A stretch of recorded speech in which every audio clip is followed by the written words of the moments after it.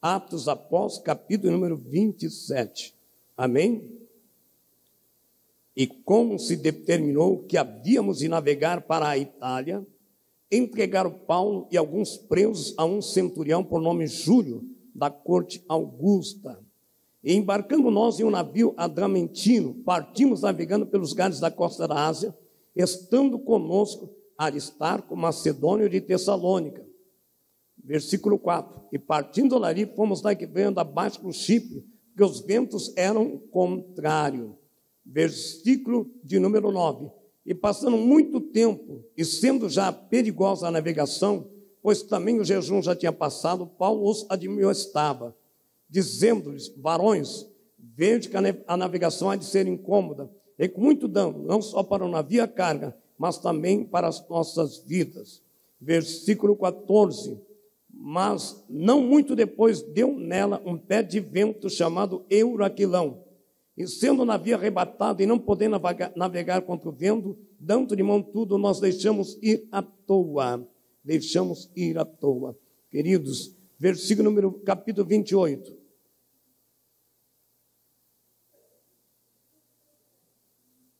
E havendo escapado, então souberam que a ilha chamava Malta, e os bárbaros usaram conosco de tão não pouca humanidade, porque acendendo uma grande fogueira, nos recolheram a todos por causa da chuva que caía e por causa do frio.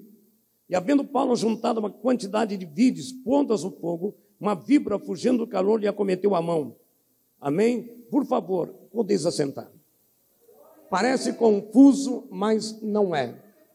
Presta bem atenção, Paulo tinha duas cidadanias.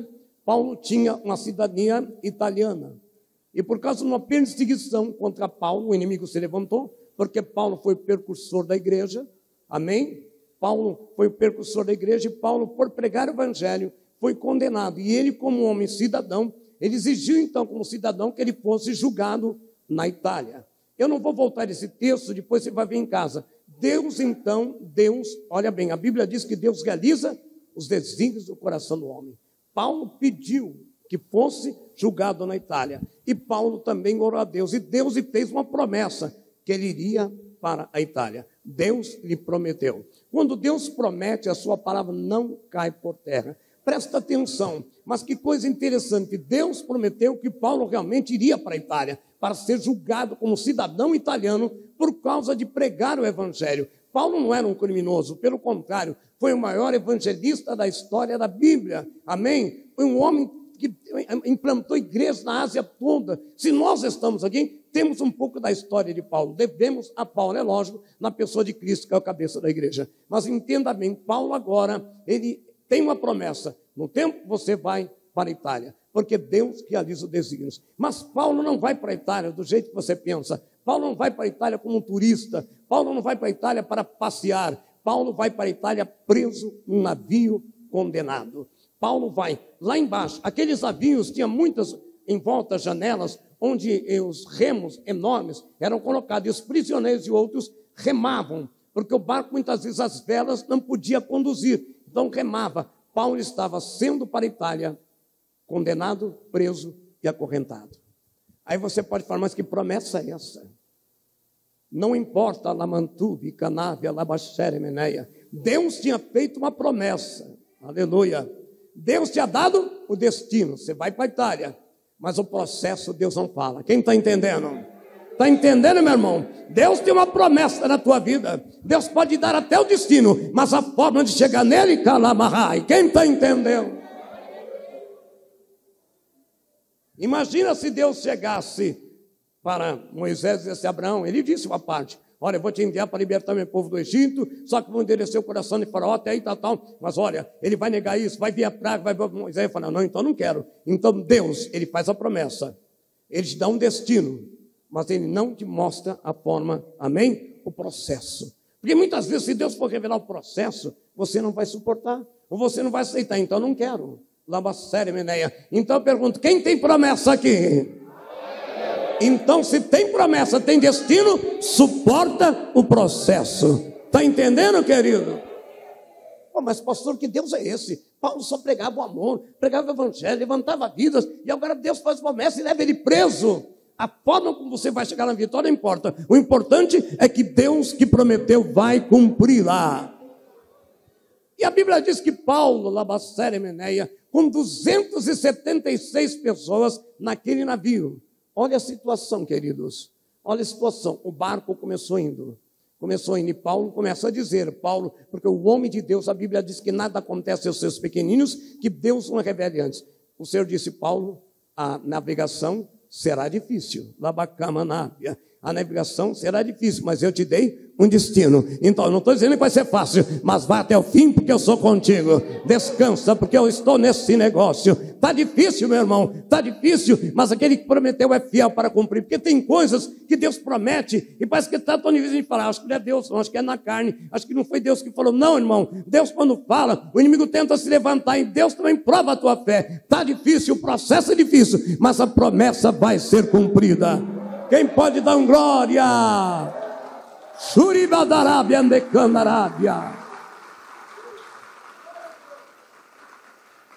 E Paulo chegou no capitão, no comandante, e disse, olha, vamos costeando aqui a costa, porque a navegação não será fácil. Aquele homem disse, tu és um prisioneiro, cala a tua boca.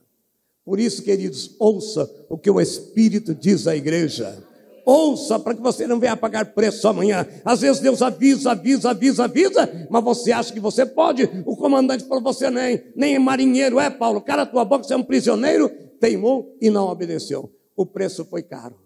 Queridos, do nada, aquele barco começou a sofrer um vento, lá abaixo, me canta na manaia. Um vento começou a assolar aquele barco. E é interessante que esse vento levou eles até uma certa região, eu não vou entrar no detalhe, e daqui a pouco o vento parou, e aquele barco ficou inerte, não tinha gente. O maior perigo da navegação de quem navega com vela, não com barcos a diesel, com motor, é quando o vento para, porque não tem força para impulsionar para frente nem para trás, ele fica parado no mar, não sai do lugar. E às vezes é assim, você tem promessa, e vem o vento, vem a tempestade, mas de repente a vida para, está trancado. Deus, passa 1 ano e 2, cadê a promessa? Ei, mas aquele prometeu está no negócio. Quem está entendendo?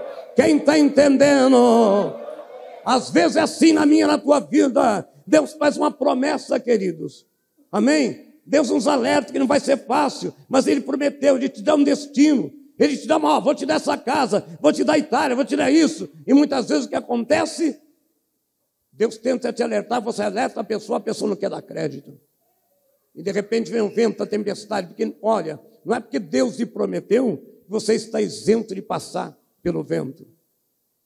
E além do vento, agora vem um tufão, queridos. Aí, se fosse o crente de hoje, pastor Jair, não é Deus esse negócio não, cara.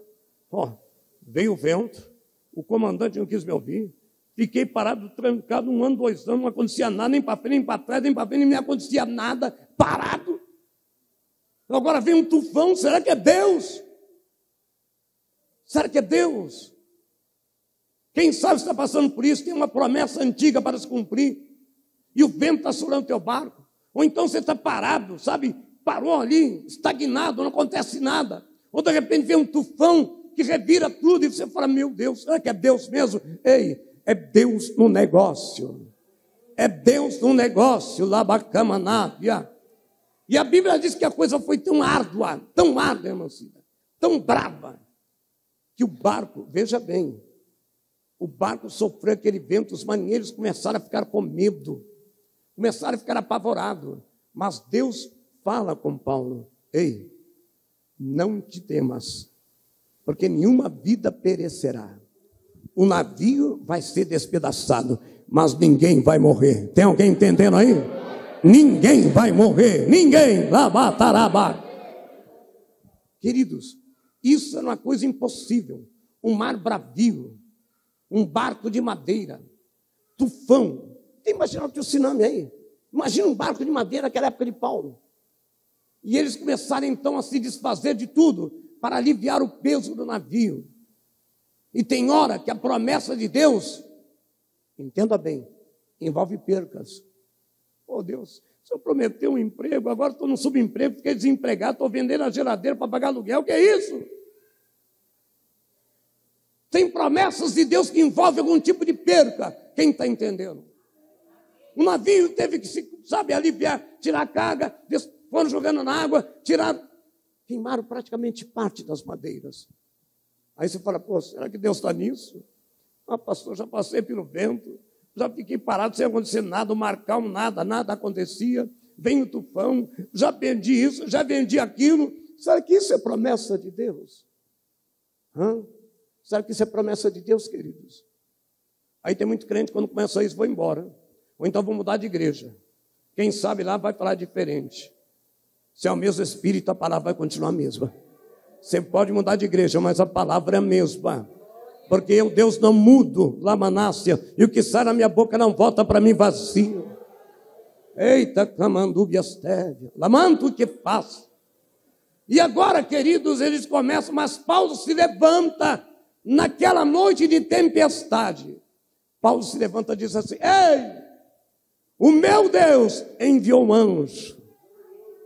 Enviou um anjo aonde? No meio da tempestade, no meio do vento, no meio da perca. Ele enviou o anjo. Ei, Deus envia a resposta no meio da tempestade.